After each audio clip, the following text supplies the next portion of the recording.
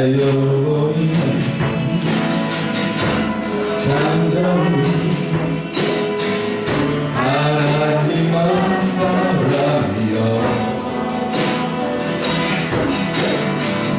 나의 영혼이 의에게서 나만을 보라. 아멘. 나의 영혼아 잠잠히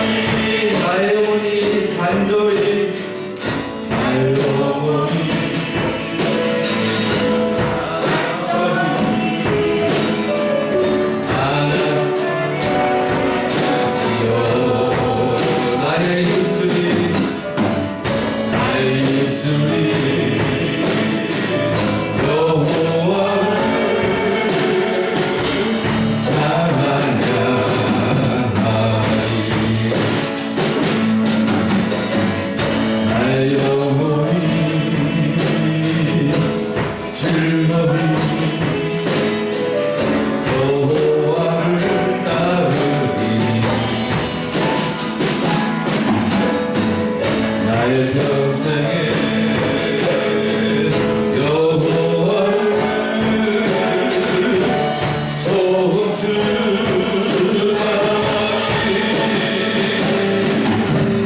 주만이 나의 반석 나의 구원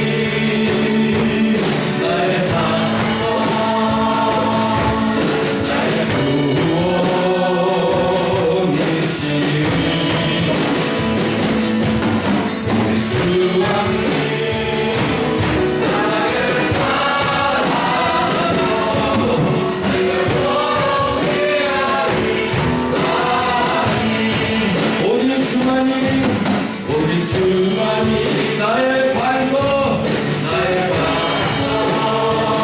구원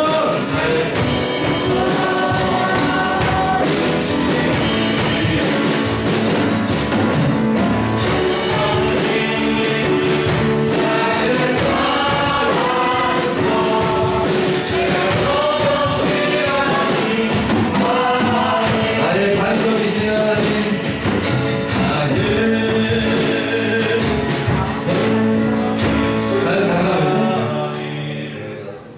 나의 반석이신 하나님 바로 기다리고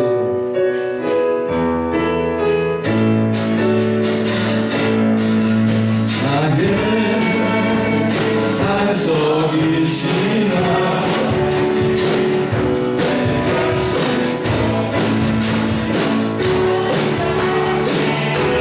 나의 슬픔 되신 하나님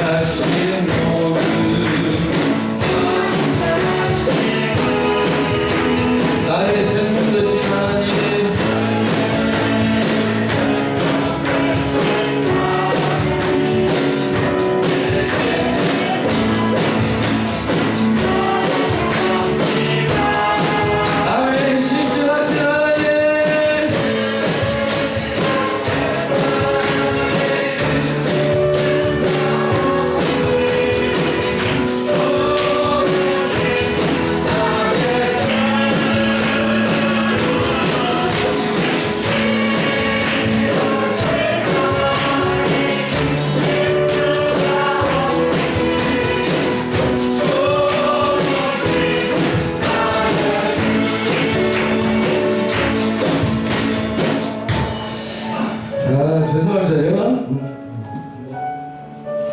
지난주 세계로교회 말씀드렸죠. 목사님이 형평성이 없다, 코로나가.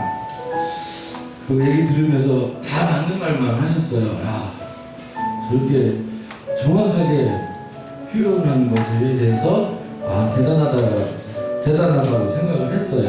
그런데 또 반대로 맞는 말이긴 맞는 말인데 틀린 말이기도 하다, 이렇게 생각을 했어요. 지금 우리가 맞는 말을 하는 게 아니고 여기서 어떻게 말을 해야 우리가 교회가 이 사회에 인정을 받을까, 이렇게 생각을 해봅니다. 여기에서 친구들이 욕을 욕했죠. 내 시작은 미약하였으나 내가 좀 창대하리라, 그렇다면서 맞는 말이죠. 근데 틀린 말이죠. 찬양할 때도 내가 맞을 수 있어요. 내가 맞을 수 있는데 그게 또 틀릴 수 있어요. 그러니까 조금 우리가 그럼 같이 겸손하게 들어가면서 하나의 목소리로 하나님을 찬양해 주기를 소망합니다. 큰 소리로 하는 것도 아니고요. 진심으로 우리 찬양하면 하나님께서 기뻐 받으실 줄 생각합니다. 우리 가사 생각하면 그날이 도적같이 이룰 줄 너희는 모릅니다. 늘 깨어 있으라, 잠들지 말아라. 우리 박수 치면서 함께합니다.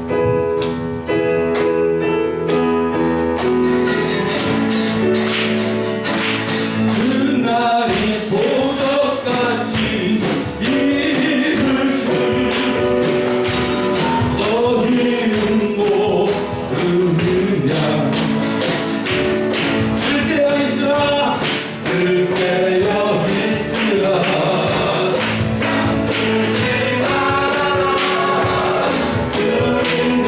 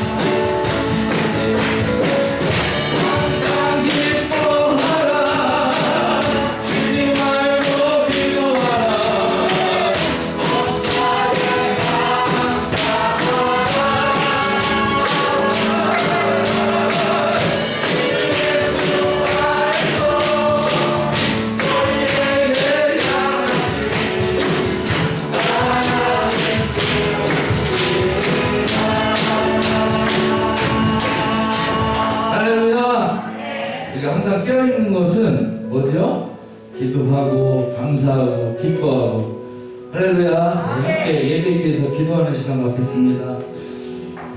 은혜 있는 예배가 되게 하시옵소서. 성령의 충만한 예배가 되게 하여 주옵소서. 하나님의 음성을 듣는 시간이 되게 하여 주옵소서. 기도에 집중하며 하나님 영광 돌리는 찬양 되게 하여 주옵소서.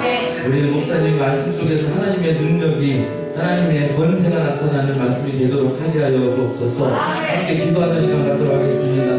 하나님 감사합니다. 주님 성령의 나와 기도할 수 있도록 은혜 주시고 우리의 마음을 허락하여 주시고 하나님을 불러주시면 감사합니다. 우리 가운데 역사하시는 성령님을 통하여 말씀과 기도와 아버지와 찬양을 통하여 하나님을 만나고 돌아가는 은혜 있는 시간 될 수 있도록 주님 축복하여 주옵소서. 우리 가운데 아버지 하나라도 하지 않게 하시고 말씀 속 하나님의 음성을 듣는 은혜로운 시간 될 수 있도록 축복하여 주옵소서.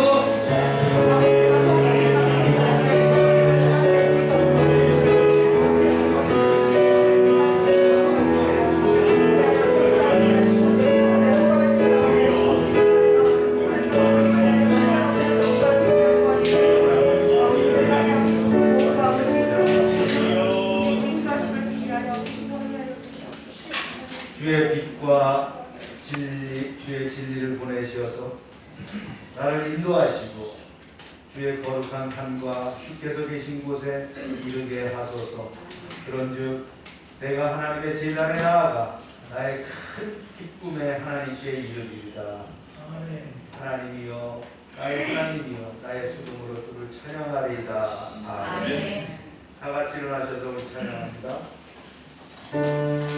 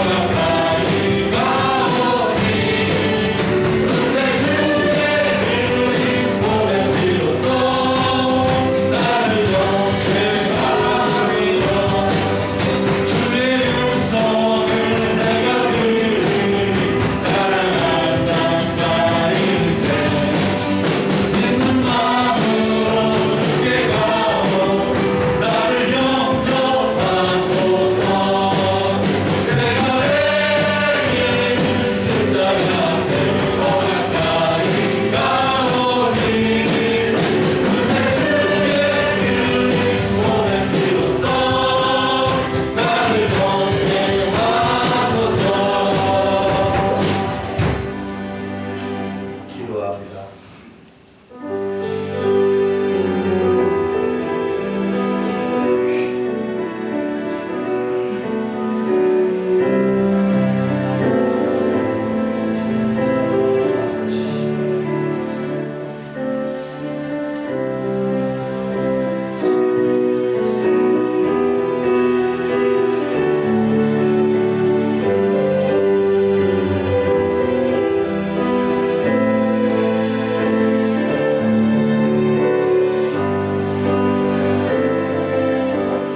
여호와여, 주의 장막에 머무를 자 누구 오며 주의 성산에 사는 자 누구 오니까.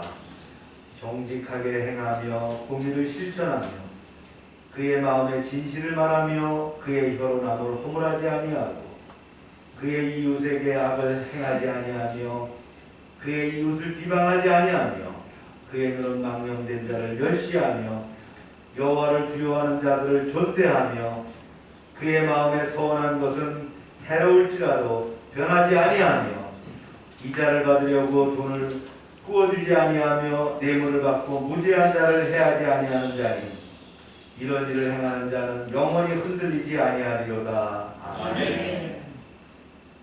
찬송과 영광을 받으시기에 합당하신 하나님 아버지, 매일 매 순간 저희들과 동행하시며 지키시고 보호하여 주시고 인도하여 주시는 은혜에 감사드립니다. 아멘. 지난 한 주간도 주님께서 풍성한 꼴 있는 초장으로 인도하여 주셨으므로 참된 만족이 있었습니다.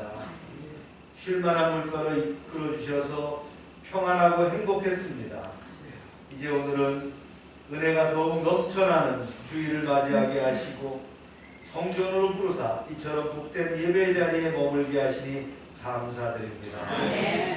베풀어 주신 수많은 은혜에 감사하며 영과 진리로 예배하겠사오니 받아 주옵소서.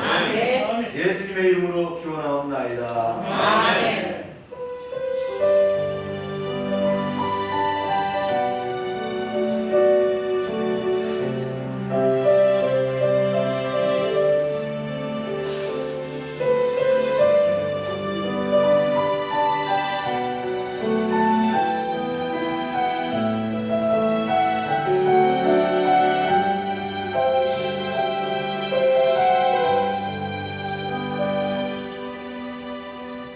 전능하사 천지를 만드신 하나님 아버지를 내가 믿사오며 그 외아들 우리 주 예수 그리스도를 믿사오니 이는 성령으로 잉태하사 동정녀 마리아를 하시고 본디오 빌라도에게 고난을 받으사 십자가에 못 박혀 죽으시고 장사한 지 사흘 만에 죽은 자 가운데서 다시 살아나시며 하늘에 오사 전능하신 하나님 우편에 계시다가 저리로서 산자와 죽은 자를 심판하러 오시리라.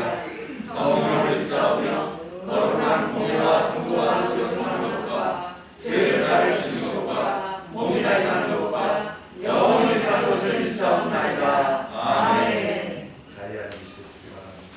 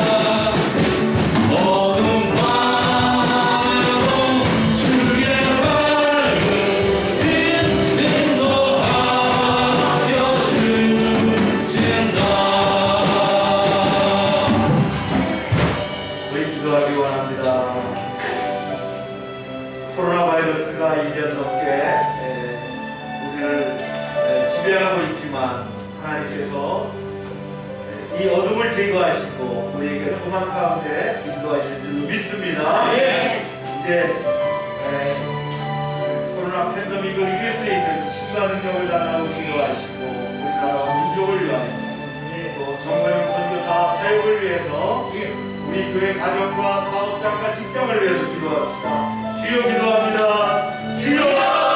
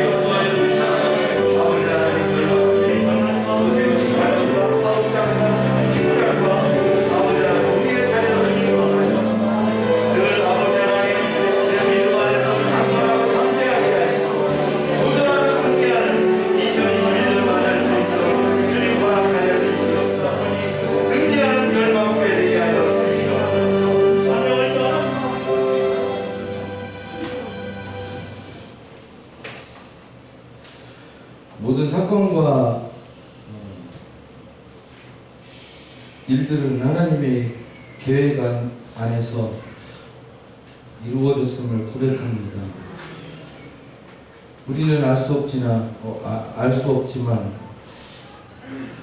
이 코로나로 인하여서 혼란스럽고 복잡한 이 사회에 어떻게 살아가야 될 것인가를 하나님 우리에게 지혜를 주시옵소서. 전 세계의 교회가 코로나로 인해서 예배와 소모임들이 무너지고 있습니다. 더욱 우리에게 성령의 충만함을 주시어서 가정의 교회가 회복되게 하여 주옵시고 가정의 찬양이 더 넘쳐날 수 있도록 인도하여 주옵시고 이를 위해서 가정에서 더 기도하는 우리 믿음의 사람들이 될 수 있도록 주님 인도하여 주옵소서. 교회가 교회에 있고 가정도 교회에 있고 교회가 성전이고 가정도 성전임을 우리가 고백하며 또 우리의 삶도 성전임을 고백하며 하나님 앞에서 모든 면에서 하나님 앞에 섰음을 고백하며 살아가는 우리의 삶이 될 수 있도록 주님 도와주옵소서. 한국교회가 그동안 많이 성장을 했습니다. 수만 명의 교인과 수만 명의 교회와 수만 명의 건물이 수만 명의 건물들이 들어섰습니다. 이제는 이런 혼란스러운 이때에 더 내실을 기하할 수 있도록 인도하시고 더 말씀으로 무장한 교회가 될 수 있게 하시고 더 삶의 변화가 더 일어나서 세상 가운데 교회가 살아있음을 보여줄 수 있는 교회가 될 수 있도록 인도하여 주옵소서. 교회가 더욱 빛을 발하는 이러한 어두운 세상 가운데 빛을 발하는 교회 되게 하여 주옵소서. 세상에서 우리의 부족함 때문에 비판받고 비난받는 이때가 되었습니다. 그러나 하나님, 우리가 더 지혜를 구하게 하시고 교회가 다 하나 되게 하시고 그 속에서 세상 가운데 나가 하나님 영광 돌리는 교회 될 수 있도록 축복하여 주옵소서. 열방교회를 세우셨사오니 이 지역 가운데에 또 교회 가운데에 또 또 믿음의 사람 가운데에, 믿지 않는 사람 가운데에 영향력을 미치는 교회 될 수 있도록 우리 교회를 축복하시고 우리 교회와 함께 하시고 우리 교회 성령의 충만함을 주시옵소서. 사역하는 목사님, 또 부교역자님, 또 성도들 한 사람 한 사람 하나 되어서 화합하여 하나님의 일들을 감당하기 부족함이 없도록 하나님 인도하여 주옵시고 재정적으로도 채워주시고 일꾼들도 보내주시고 그 속에서 하나님의 일들을 잘 감당하여 열매와 열매를 더하는 우리 교회가 될 수 있도록 축복하여 주옵소서. 또 코로나로 인하여 가정에서 예배드리는 우리 형제 자매들 있습니다. 그들도 동일한 은혜를 받을 수 있도록 인도하시고 나태해지지 않도록 인도하여 주옵소서. 오늘 예배 가운데 하나님 함께하여 주실 것을 믿사옵고 예수 그리스도의 이름으로 기도했습니다. 아멘.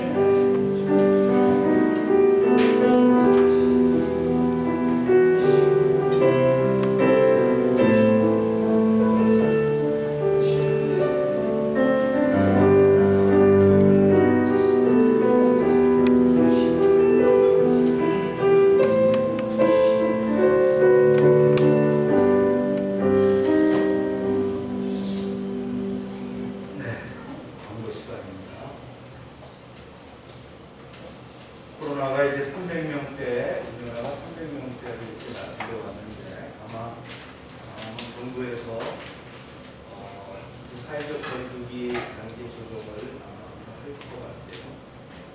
조정을 앞두고 있는데 우리는 계속해서 조심해야 됩니다. 통계치에 의하면 코로나에 감염이 되면 60세 이상은 약 30%가 치명적이다. 대부분 나이 드신 분들이에요. 60세 이상은 기저질환이 있으면 치명적이다. 우리가 가정과 사업장 또 우리 공동체를 도전하시길 바랍니다. 지금 실시간에 나가는 거를 경주마서 우리 그 밴드에 올려주세요. 거기 올라가 있죠? 밴드에. 오늘 그 선교 주의고요. 금년도 선교 활동을 약정하도록 지난주에 했는데 약정해 주시기 바랍니다. 그러면 또 헌금을 해주시면 선교 지역에서 사역을 지속할 수 있도록 하겠습니다. 큐티, 그 다음에 성경통도 이 시대에 진행해 주시고요.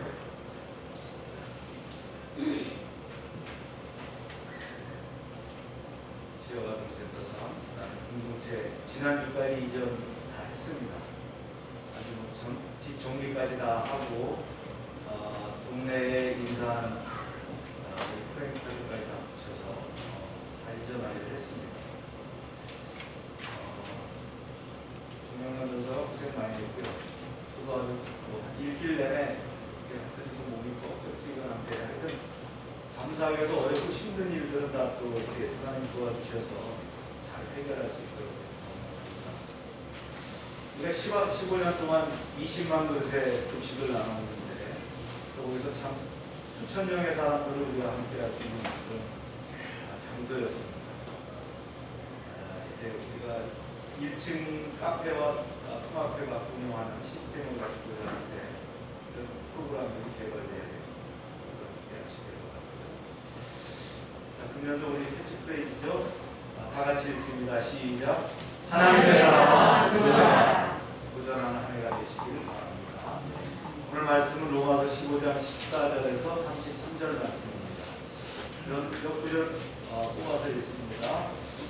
제가 먼저 읽겠습니다. 이 은혜는 곧 나로 이방인을 위하여 그리스도 예수의 일꾼이 되어 하나님의 복음의 제사장 직분을 하게 하사 이방인을 제물로 드리는 것이 성령 안에서 거룩하게 되어 받으실 만하게 하려 하심이라.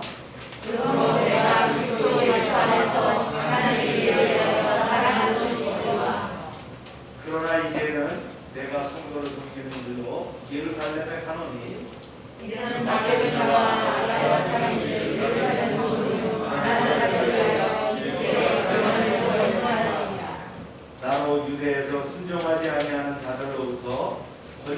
깨닫게 하고 또 예루살렘에 대하여 내가 섬기는 일을 성도들이 받을 만하게 하고 나로 하나님의 뜻을 따라 기쁨으로 너희에게 나아가 너희와 함께 편히 쉬게 하라. 아멘. 말씀을 해서 우리 기도합니다. 하나님, 로마서 15장 이제 마지막 부분입니다. 저희가 이 말씀과 함께 또 예배하게 하시고 이 말씀을 듣게 하셔서 이 말씀이 우리 가슴에 담기게 하시고 실천하는 말씀이 되게 하여 주시옵소서. 아멘. 말씀을 듣는 동안 온전히 지켜주시고 인도하여 주시옵소서. 아멘. 예수님의 이름으로 기도합니다. 아멘. 로마서 15장 이제 마지막 부분이죠. 16장으로 끝나니까 이제 다 왔어요. 이제 막바지에 이르렀어요. 로마서는 우리에게 어떻게 살라고 하고 있나요? 바울은 로마서에서 복음이 무엇인지를 알려주려고 했어요. 로마서 1장부터 8장까지는 죄에서 종노릇 하던 우리 옛사람이 예수 그리스도와 함께 십자가에 못 박힘으로 이제 예수님이 죽을 때 우리도 함께 죽고 이제는 부활하신 주님과 함께 성령으로 산다는 그런 내용이 바로 1장부터 8장까지 말씀이었고요. 이제 9장부터 11장은 유대인의 문제를 언급했어요. 그리고 12장부터 15장까지는 새 생명으로 사는 자들이 어떻게 살아야 되느냐 하는 말씀을 이렇게 나누게 했습니다.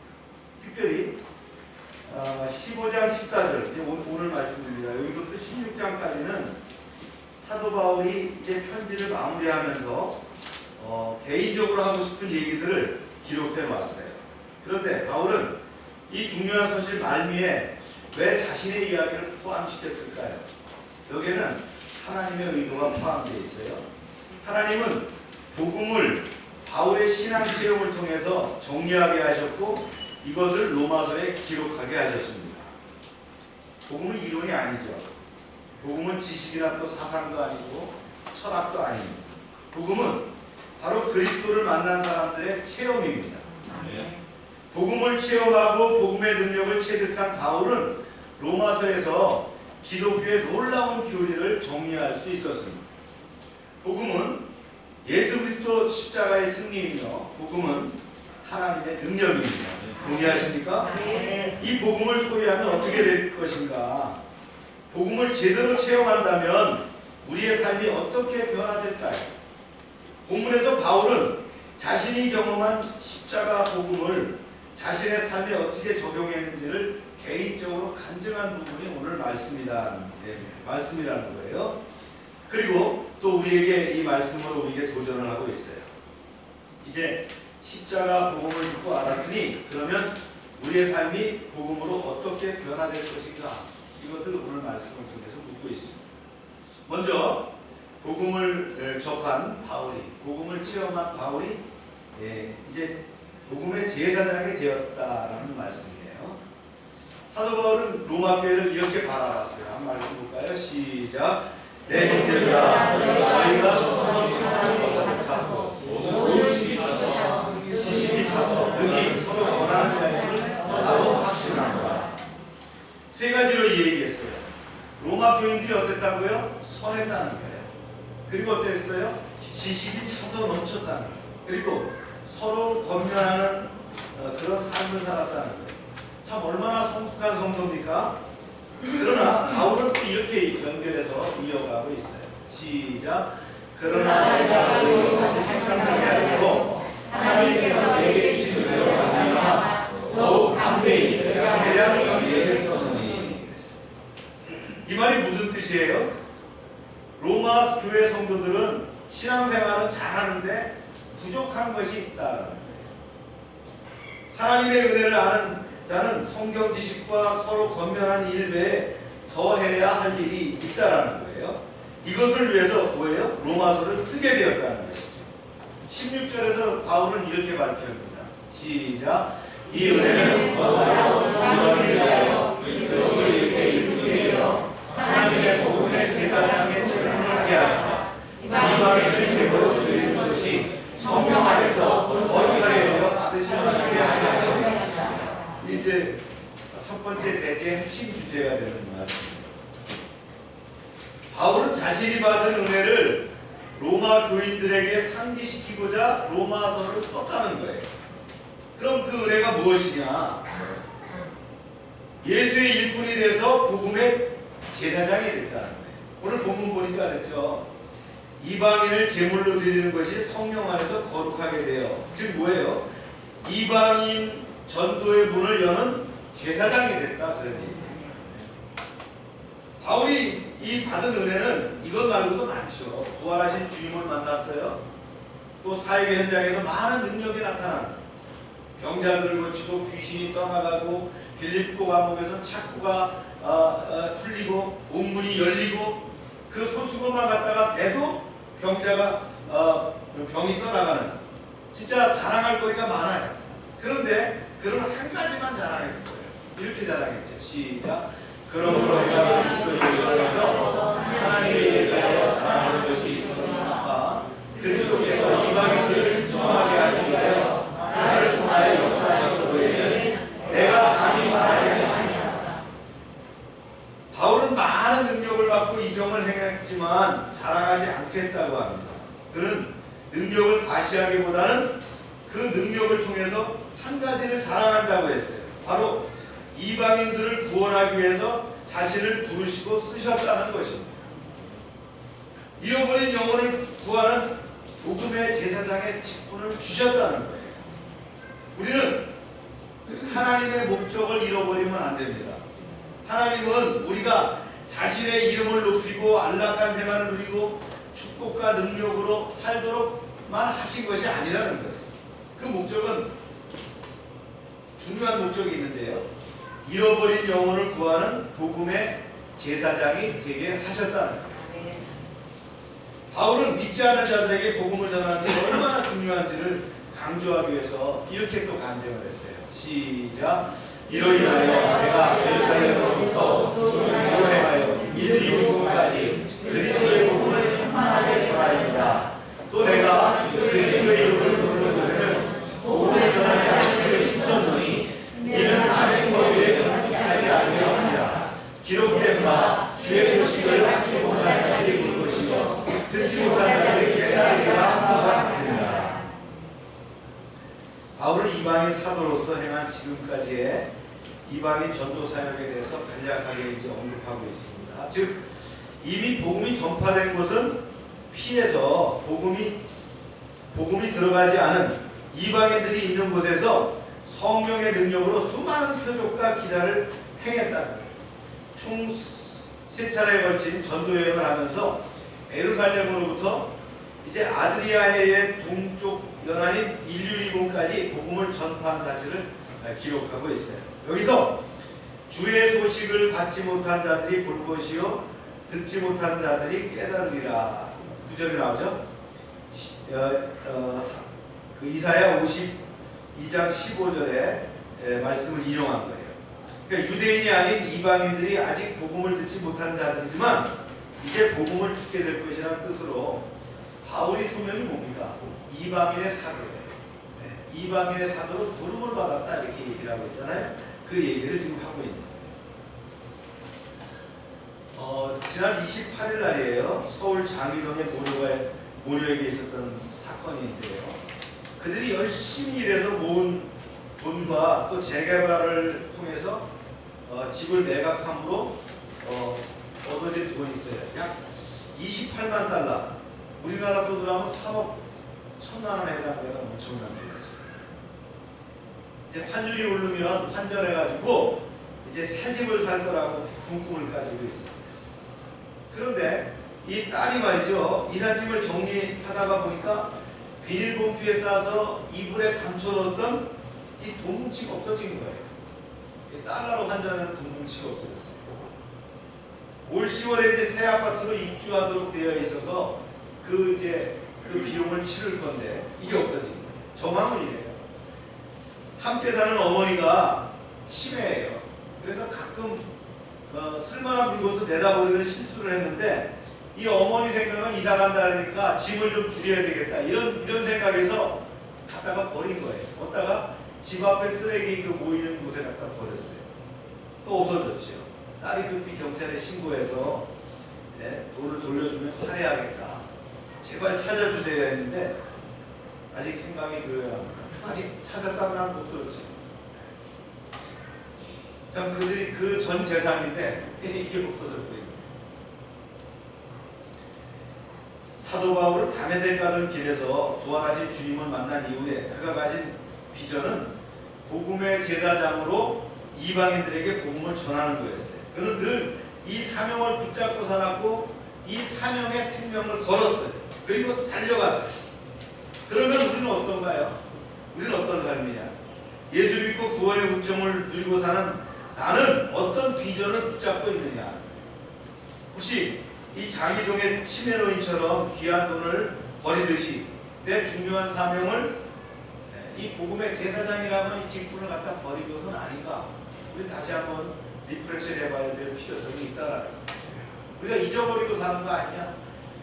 사도 바울이 복음을 받고 나서 제일 먼저 깨달은 것이 뭐예요? 아, 나는 복음의 제사장이야. 그래서 이방인 전도에 나를 쓰셨어. 그래서 예루살렘으로부터 일루르몬까지 말이죠. 복음을 전파하기 위해서 생명을 바쳤는데 우리는 과연 어떻게 살고 있냐? 여러분, 여러분의 소명, 여러분의 하나님의 주신 그 사명을 회복하시기를 주의 이름으로 축원합니다. 두 번째 이제 바울이 고백했던 복음을 받고 자기가 고백했던 내용이 뭐냐? 공동체를 지키는 자가 되어야 한다. 말씀 한번 읽어볼까요? 시작. 그러므로 또한 내가 너희에게 가려했던 것이 여러 번 바뀌었더니 이제는 이 지방에 일할 곳이 없고 또 여러 해 전부터 언제든지 서반하러 갈 때에 너희에게 가기를 바라고 있었으니 이른 지나가는 길에 너희를 보고 먼저 너희와 사귐으로 얼마간 기쁨을 가진 후에 너희가 그리로 보내기를 바랍니다. 바울이 오랫동안 품었던 자신의 이야기를 하는 거예요. 그 계획은 뭐예요? 로마에 들려서 성도들과 교제한 후에 이제 서바나 어디입니까? 스페인이에요. 스페인으로 가서 복음을 전해야 되겠다. 이래요. 당시 사람들의 생각에는 어떤 생각을 가지고 계시냐면 유럽 사람들의 생각은 서바나가 문명의 끝이라고 생각했어요. 그래서 이제 지금 바울은 이미 로마까지 복음이 다 전해졌고 이제 문명사회의 끝인 서바나까지 스페인까지 가서 복음을 전하기를 원했다는 거예요. 그러나 이제 본문을 보면 알 수 있듯이 그의 소원과 계획은 이루어졌어요? 안 이루어졌어요? 못 이루어졌어요. 그 이유가 여기 나옵니다. 시작. 그러나 이제는 내가 성도를 섬기므로 예루살렘에 가노니 이는 마게도냐와 아가야 사람들이 예루살렘 성도 중 가난한 자들을 위하여 기쁨의 얼마를 연구하였습니다. 그런 로마 방문 계획을 현재도 실행하지 못하고 있는 이유는 뭐냐? 자신에게는 현재 예루살렘으로 가서 구제헌금을 전달해야 되는 임무가 있기 때문이다라고 이렇게 가르치고 있어요. 당시 예루살렘에는 흉년으로 인해서 기근과 또 로마의 정치적 박해로 인해서 아주 어려움을 처하게 됐어요. 이를 돕기 위해서 이방 교회들이 자원해갖고 자발적인 헌금을 했어요. 이제 이 헌금을 전달해야 되는데 이 일을 사도 바울이 해야 했어요. 왜냐하면 헌금을 전달하는 일은 쉬운 일이 아니에요. 지금같이 뭐 뱅킹으로 한다든가 이게 아니란 말이에요. 꼭 그 현금을 들고 가야 돼요. 장도를 말이죠. 특히 예루살렘은 여전히 율법주의자들이에요. 그들은 주장해요. 우리가 아무리 어려워도 이방인의 돈을 받을 수 없다 이렇게 합니다. 만약 그들이 이 도움을 받지 않으면 어떻게 돼요? 교회가 하나 될 수 없다는 그런 위기에 빠질 수 있다.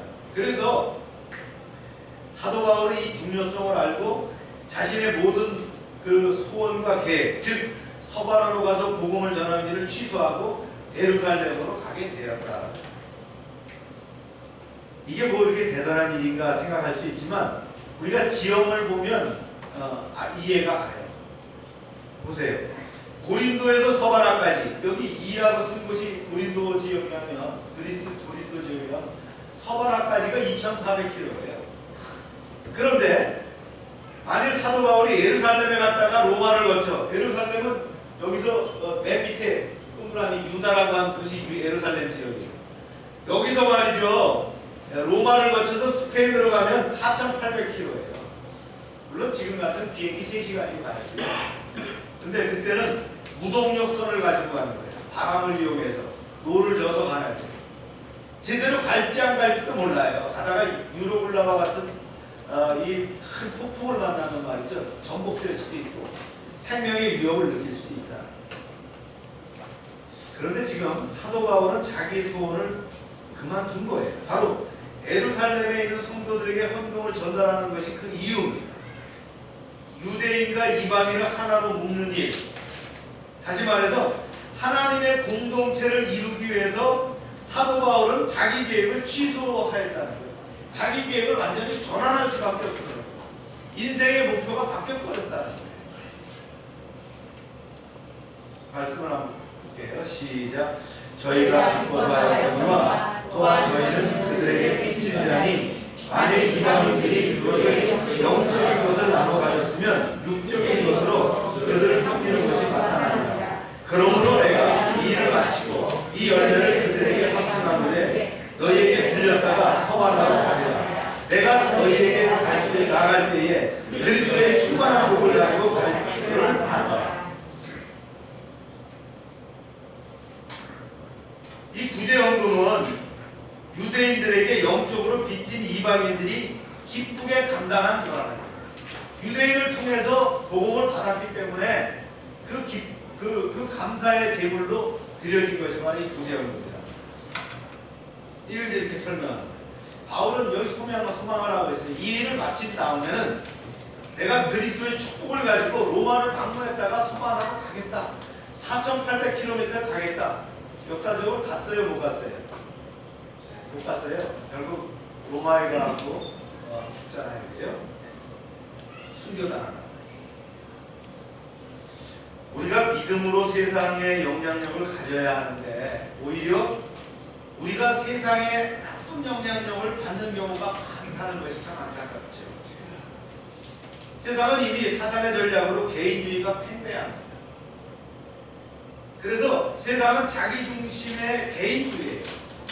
그래도 얼마 전까지만 해도요, 공의를 높은 가치로 여겼어요. 또 이 공의를 갖다가 주장하는 사람들, 법적으로 그것을 또 공의를 붙잡는 사람들이 있었어요. 또 애국을 귀중한 가치를 높였어요. 하지만 요즘은 공인이 애국이라는 그런 개념이 없어져 버렸어요. 참 안타까운 시대가 됐어요. 이것이 사단의 전략임을 우리는 알아야 됩니다. 나에게 위하고 다 될 것 같지만 그렇지 않아요.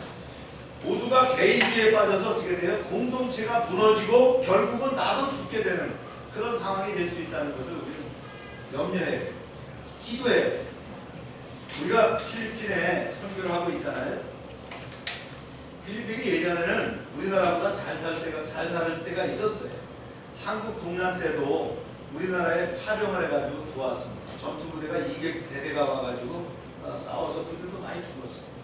그런데 지금은 서민들의 삶이 형편이 없어요. 물론 부자들은 너무 잘 살아요. 그런데 그들이 나라를 제대로 관리하지 못하고 또 정치적으로 또 문제가 있다 보니까 지금은 공동체의 삶이 완전히 낙후됐어요.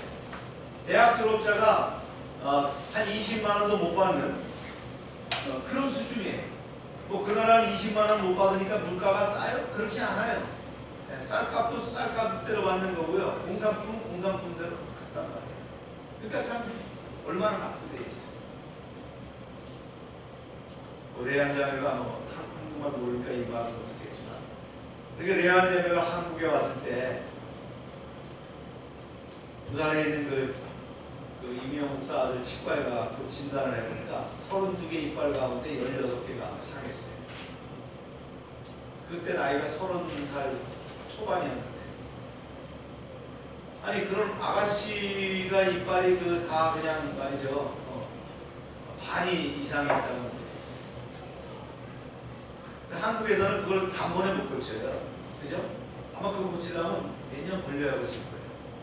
그래 못 고치고 갔어요. 그러니까 이 체류 기간이 안 됐어요. 제가 필리핀에 가갖고 이제 좋은 의사가 있다 그래갖고 고쳐준다, 고칠 수 있다 그래갖고 한번 의사라면 보자. 그러니까 의사가 또 마침 우리 센터를 방문하겠대요. 야, 그래서 참 필리핀은 대단하다. 의사가, 치과 의사가 직접 방문까지 해주는 거예요. 왕진 가방을 들고 왔더라고요. 그래서 레암을 진단하면서 자기가 몇 개 빼갖고 고쳐줄 수 있대요. 그러더니 집 뒷안에 가갖고 6개를 뽑아갖고 왔어요. 그래, 이번 언제까지 고치냐니까 다음날이면 붙여줄 수 있대요. 다음날 진짜 붙였어요. 참 필리핀 치과 대단하죠. 우리로 말하면 가치야, 가치. 그죠? 이빨하고 났을 때 가치를 껴잖아요. 그런 걸로 껴놨어요. 우리 아이들이 거기서 태어났으면 어떻게 됐을까 생각했어요. 나라의 형편이 어려우니까 아이들이 제대로 먹지도 못하고 교육받을 수도 없고, 이것이 바로 공동체의 중요성이에요. 공동체가 무너지면 이렇게 되는 거예요. 하나님은 우리가 복된 삶을 살기를 원하면서 공동체를 보살피기를 원하셨어요. 그래서 가정을 돌보고 교회를 세우고 지역사회를 더 나은 사회로 만들어가는데 심수라고 하셨다. 공동체를 위해서 자신의 유익을 잠시 미뤄두는 것, 이것이 바로 하나님이 잘하시는 것이다. 사도 바울은 늘 공동체 유익을 위해서 살았어요. 기독교가 공동체성을 회복해야 될 줄로 믿습니다. 일제강점기에서요, 독립운동을 했던 사람들이 대부분 기독교들이에요. 그들은 공동체를 사랑했어요. 그들은 그래서 나라를 사랑하게 된 거예요. 여러분, 그들처럼 우리도 축복의 산실인 가정과 공동체를 사랑하시길 바랍니다. 특별히 교회를 사랑하시길 바랍니다. 교회를 통해서 하나님의 복이 우리와 우리의 후손들에게 넘칠 거예요. 이것이 복을 아는 자의 삶이라는 거예요. 복을 아는 사람은 마땅히 뭐가 돼요? 복음의 제사장이 됩니다. 복음을 마음에 심은 자는 항상 개인을 넘어서 어떻게 해요? 공동체에 관심을 가진다. 이것이 바로 이웃사랑의 실천이에요. 이러한 사람이 가정을 이루면 가정이 살아나고, 직장에 가면 직장이 살아나고, 나라의 일을 하면 나라가 살아납니다. 교회의 지도자가 되면 교회가 살아나는 거예요. 아멘입니까?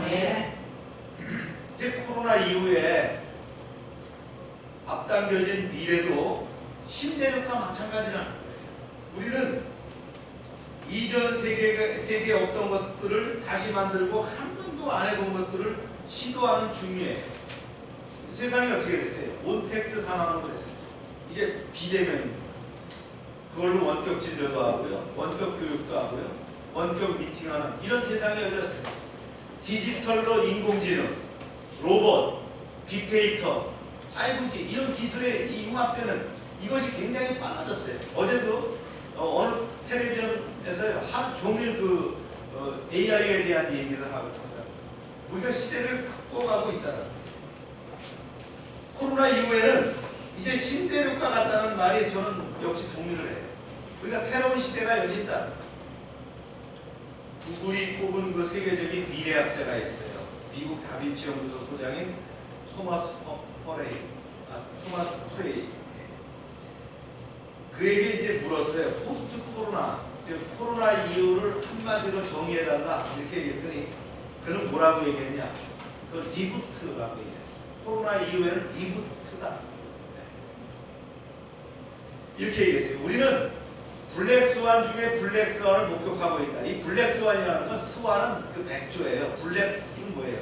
검은 백조. 여러분 검은 백조를 봤어요? 네. 즉 이게 뭐냐면 이 검은 백조라는 건 도저히 일어날 것 같지 않은 일이 일어나는 걸 블랙스완이라고 하는 거예요. 근데 블랙스완 중에 블랙스완을 목격하고 있다는 거예요. 이게 코로나 이유가 현재는 재시동을 앞둔 일시정지 단계다. 재시동이 시작되면 사람들은 과연 무엇이 변했고 어떤 것이 그대로 남아있는 것인가라고 계속 질문할 것이다. 이렇게 이제 이 학자는 얘기를 하고 있다. 토마스 프레이가 사용한 이 리부트, 이거는 이제 사실 컴퓨터 재시동을 떠올리게 하지만 원래는 이게 영화 업계에서 많이 쓰는 용어예요. 영화의 용어라는 거예요. 리부트라는 말이. 우리는 컴퓨터를 껐다 키는 걸 리부트라고 얘기하잖아요. 근데 이것이 영화 용어다. 리부트는 뭐냐? 어떤 시리즈 작품이 이제 쭉 지나가다가 이 연속성을 버리고 작품의 주요 골격이나 등장인물만 차용을 하고 새로운 시리즈로 새롭게 시작되는 걸 얘기하는 거예요. 우리가 그런 거 봤죠? 배트맨 시리즈가 어떻게 됐어요? 이 배트맨 시리즈가 4편까지 제작되었다가 2005년도에 크리스토퍼 놀란 감독이 등장인물과 골격을 유지한 채 새로운 이야기로 바뀌어요. 이게 배트맨 비긴즈로 바뀌어요. 이렇게 리부트된 그 배트맨 시리즈는 어떻게 됩니까? 배트맨 비긴즈에서 다크나이트로, 다크나이트 라이즈로 이렇게 변화되는, 이게 바로 뭐예요? 리부트라고 얘기합니다. 즉 등장인물과 골격만 남기고 시리즈를 새로운 이야기로 다시 써서 활기를 불러일으키는 것, 이게 바로 리부트인데, 뭐라 그랬어요? 그 포스트 코로나는 토마스 프레이를 그렇게 얘기했던 거야. 리부트다. 껐다 다시 켜야 된다. 코로나 바이러스라는 위기로 멈춘 나를 다시 이렇게 세우는 것, 이것이 바로 우리에게 리부트가 아닐까 생각합니다. 인생도 영화처럼 이렇게 흘러가요. 시나리오가 흘러가듯이 흘러가요. 그러니까 나라는 주인공도 여전히 존재하지만 인생의 시간도 필리처럼 유유히 흘러가고 있어요. 그런데 어떻게 돼요? 이 문제없이 잘 돌아가던 내 직업과 내 일상이 어떻게 됩니까? 코로나 바이러스로 인해서 변하고 바뀌었다. 다시 살려내려면 컴퓨터를 재시동하는 것처럼, 영화를 새로 리부트하는 것처럼 재시동하는 그런 인생의 시나리오를 써야 된다. 많은 석학들은 코로나 이후를 모든 것이 멈추고 모든 것이 달라지는 대전환의 시대, 그레이트 트랜스포메이션의 시대라고 얘기를 하는 거예요. 이게 작은 변화로는 대처할 수가 없어요. 뭔가 큰 변화가 있어야 된다. 배트맨이 배트맨 비긴즈로 바뀌고 말이죠. 다크나이트가 되고 다크나이트 라이즈로 바뀌듯이 바뀌지 않으면 안 된다는 거예요. 주인공은 그대로 있는데, 줄거리는 그대로 있는데 뭐가 바뀌어야 돼요? 다른 거 다 바꿔야 된다는 거예요. 그대로는 안 된다는 거예요. 근데 인생의 이 재시동에는 말이죠, 조건이 있어요. 나라는 등장인물은 같지만 새로운 이야기의 시나리오를 만들어야 한다. 우리나라 유명한 이제 강사 있어요. 김미경 씨가 이제 김미경의 리부트에서 그는 이렇게 주장했어요. 한번 제가 읽어볼게요. 나는 내가 가진 것 중 최소한의 기본값, 강사라는 내 직업만 남기고 나머지 내가 고집해온 강의의 스타일이나 노하우, 플랫폼 등은 모두 바뀌어야만 했다. 왜요? 강사가 대면해갖고 강사하던 사람이 어떻게 됐어요? 이게 하루아침에 비대면 시대로 바뀌니까 모든 걸 바꿔야만 했다. 그 방법들을 모아놓은 나만의 시나리오가 바로 코로나 이후에 나를 살리고 있다. 새로운 세상에 유능한 사람으로 재등장하기 위해서 매일 나만의 리부트 시나리오를 써내려가야 한다. 그냥 이거 지나면 되겠지? 우리 그랬잖아요. 지난 1년 동안 그렇게 지냈어요. 이게 지나면 뭔가 바뀌지 않겠어? 한 개 분기 바뀌면 될까? 그런데 해가 바뀌어도 안 돼. 제가 엊그제 정거영 선교사한테 통화를 하면서 그런 얘기 했어요. 정거영 선교사 나이는 아마 후반기에나 전반기가 아닌 후반기에나 이제 백신을 준다 그러니까 여름 지나서 들어올 수 있는 준비를 해야 되겠다. 그런데 2차 백신은 아마 내년에나 돼야 될 것 같아요. 2차 백신의 시작은 11월 달부터 시작하니까 아마 해를 넘겨야 2차 백신이 될 거야. 만약 거기서 좀 비싸더라도 백신을 맞을 수 있으면 거기서 백신을 맞아. 내가 그렇게 얘기했어. 어떻게 될지 모르는 거예요. 김미경 씨는 굉장히 고민했어. 자기 20명의 직원이 말이죠. 공급을 못 주는 상황이 된 거예요. 내가 어떻게 해야 되지 하다가 리부팅을 했는데 그 리부트 시나리오를 써봤다는 거예요. 내가 어떻게 하면 될 것인가 시나리오를 써봤다. 사도 바울의 선교 여정도 순탄하지 않았죠. 오늘 말씀 보니까 로마로 가려던 길이 여러 번 막혔어요. 서바라로 가면서 들리려고 했던 상황이 이제 마케도니아와 아가야에서 헌금을 함으로 이것을 또 예루살렘으로 전달해야 되는 그런 상황이 생겼다. 그는 자기의 비전을 바꿔서 예루살렘으로 가야 했어요. 이 쉬운 길이 아니에요. 목숨을 걸어야 하는 일이었어요. 그러나 하나님의 공동체 일을 하기 위해서 기꺼이 리부팅을 했다는 거예요. 리부트 시나리오를 새로 쓴 거예요. 사랑하는 여러분, 우리도 리부트 시나리오를 쓰시길 바랍니다.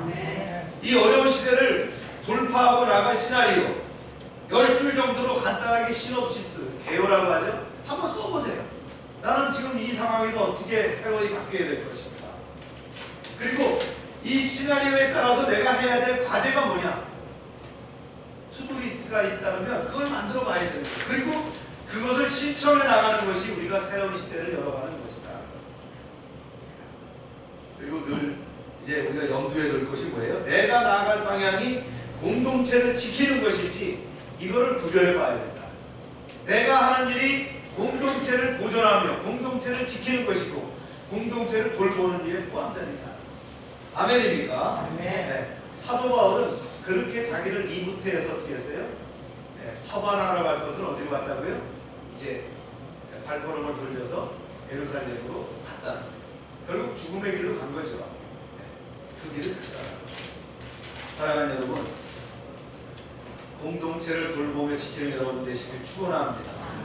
이제 새로운 시대가 열릴 터인데 우리가 리부트해야 돼. 새롭게 트랜스포메이션 하지 않으면 안 되는 그런 시대를 살고 있다. 그럼에도 불구하고 우리의 나아갈 방향이 공동체를 지키는 그러한 귀한 계획이 되길 주의 이름으로 축원합니다. 그다음 이제 세 번째, 사도 바울의 복음을 듣고 그가 실천한 것이 뭐냐? 기도하는 자가 되어야 된다. 말씀하고 기도합니다. 시작.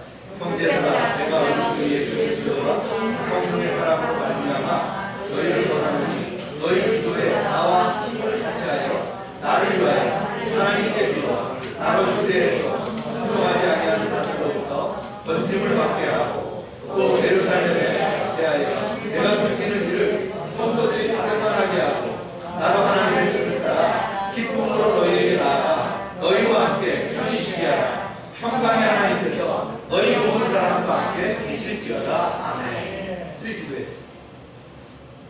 당시 바울이 예루살렘으로 가는 길은 굉장히 위험합니다. 왜냐하면 율법주의자들이 항상 사도 바울을 죽이려고 호시탐탐 노리고 있었다는 거예요.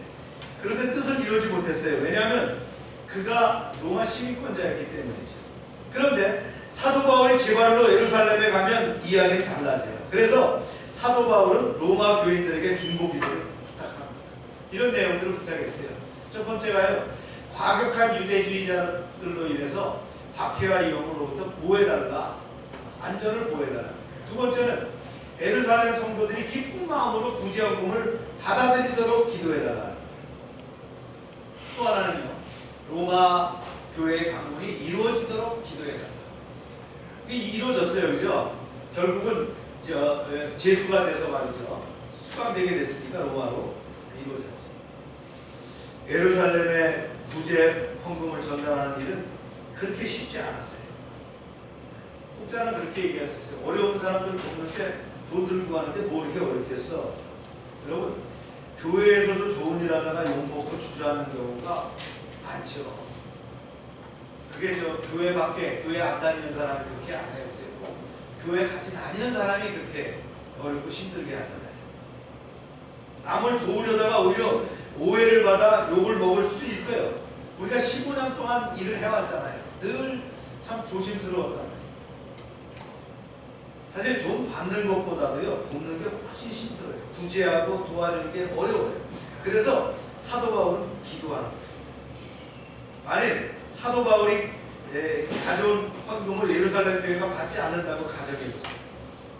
그 당시 율법주의자들은요, 사도 바울이 가지고 온 돈이 헌금이 아니라 뇌물이니 그걸 받아서는 안 된다라고 선동을 했어요. 실제적으로 그렇게 했다. 그래서 아가야와 그 마게도니아에 있는 이방 선도들이 헌금을 받지 않는다면 어떻게 돼요? 우리가 돈을 줬는데 말이지 그걸 받지 않는단 말이야. 그렇게 되면 어떻게 해요? 공동체가 깨지는 거예요. 이방 공동체와 예루살렘 공동체가 깨지는 그런 상황, 원수가 되는 상황이 됩니다. 이게 하나님 나라가 분열될 수도 있다. 이것을 아는 사도 바울은 자신이 직접 헌금을 들고 갔어요. 그리고 자신으로 잘 부족해서 로마에 있는 성도들에게 구체적으로 기도를 부탁합니다. 여기서 이제 우리가 상황을 보면요, 사도 바울은 로마에 한 번도 가보지 않았어요. 그러나 거기 복음이 전파됐고 로마 교회가 세워졌다는 건 알아요. 그런데 한 번도 본 적이 없는 그들에게 그들을 동역자로 여기고 뭐합니까? 중보 기도를 부탁하는 그러한 정신을 우리가 볼 수가 있어요. 기도를 부탁하는 거 부끄러운 일 아닙니다. 중보 기도의 부탁. 이게 중요한 사역에 이게 원동력이 될 수 있기 때문에 우리가 함께 기도를 나누는 것은 굉장히 중요합니다. 저도 그런 전화를 많이 받으면 목사님 기도해 주세요. 저는 따로 기도할 수도 없으면 바로 그 자리에서 기도합니다. 왜냐면 기도해달라고 하는데 안 해주면 안 되잖아요. 그죠? 그리고 기억나면은 제 노트에 넣어놓고 꼼꼼히 기도하고. 이게 별거 아닌 것 같지만 굉장히 중요한 그 사역의 원동력이 될 뿐만 아니라 하나님께서 함께 하시는 그런 징표가 나타나는 거예요. 할렐루야. 오늘 선교주일인데 1월달 선교주일입니다. 2021년도 우리가 이제 그 선교운동을 약정하는 또 날이 주간이기도 하고요. 지난해 이제 우리가 교회 예산을 보니까 지난해는 선교비를 많이 쓰지를 못했어요. 왜냐하면 예산이 약 3천만 원 이상이 다운됐기 때문에 우리가 많이 쓰지 못했는데 그래도 10% 정도를 우리 예산을 썼더라고요. 선교와 구제 비율이 높은 교회가 건강한 교회 조건이 될 수 있을 거예요. 그런데 하여튼 우리 교회로서는 최선을 다한 비율이었어요. 그렇지만 앞으로도 힘써야 될 것이다. 여러분들 마음의 정한 대로 선교운동을 약정해서 이렇게 제출해 주시기 바랍니다. 그것이 모아지면 우리가 직접 보내거나 또 선교회를 통해서 또 선교를 지금 하고 있는데 참고적으로 찬빛 선교회의 정건영 목사에게 보내는 예산이 45%가 절감됐어요.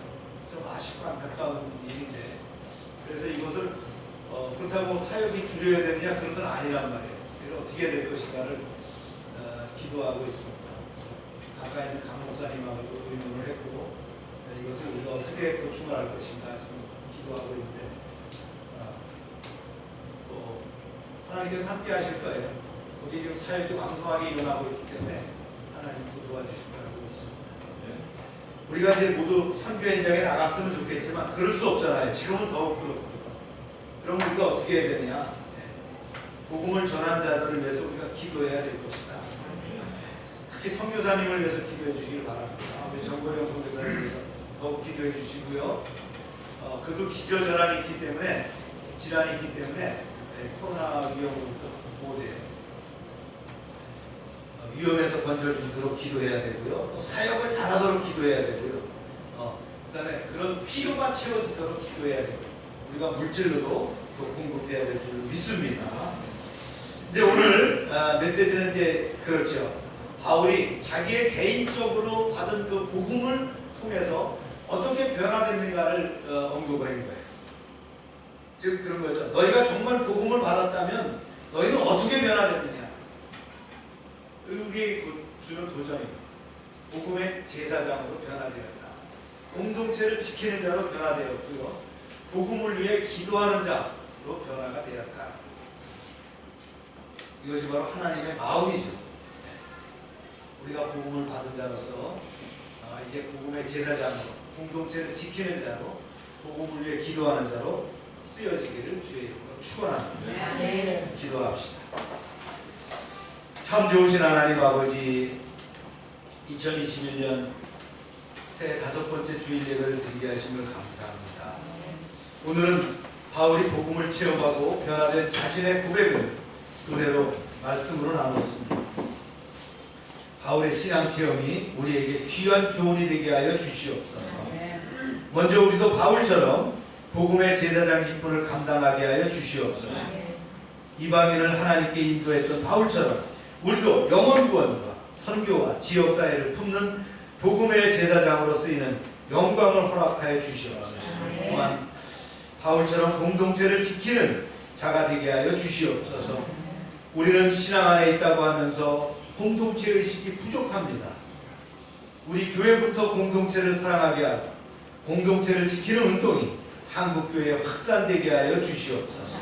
그리고 가정과 교회, 사업장, 지역사회와 온 나라에 건강한 기독교 정신과 문화가 튼튼히 서게 하여 주시옵소서.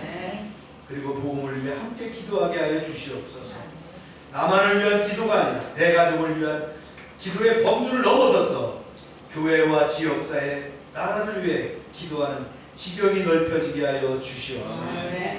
1월달 선교주일 한 해 드릴 또 선교운동을 정하게 하시고 선교사님과 사역을 위해 중보하게 하여 주시옵소서.